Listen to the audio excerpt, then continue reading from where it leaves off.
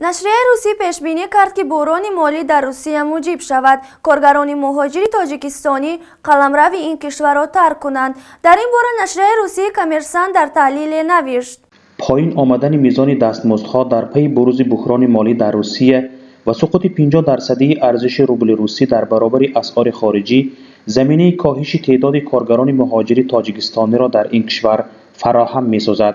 گزارش سازمان آمار روسیه طی ماه‌های ژانویه تا نوامبر سال 2015 نشان می‌دهد تعداد شهروندان تاجیکستان که برای کار به روسیه رفتند در مقایسه با سال 2014 با کاهش 12% روبرو شده است.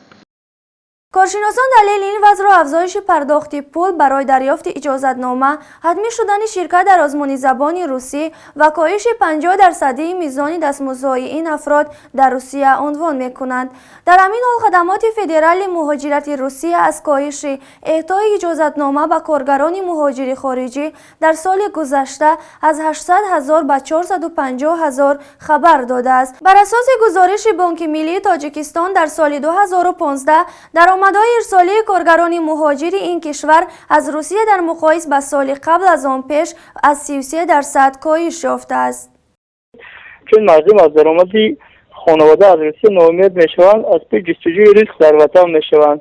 چون در تاجیکستان جایهای کاری سر درآمد در دست دیگران است و رشوه‌خوری و رشوه‌ستانی در درجه اعلی است.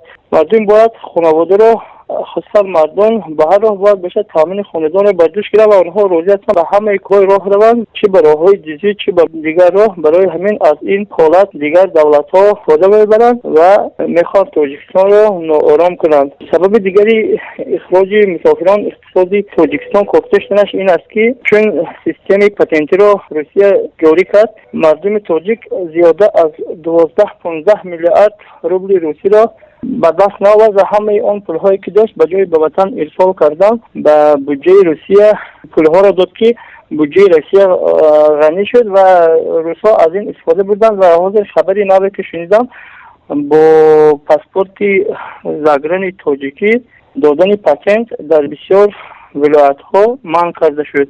عاقبت خیلی نیک ندارد.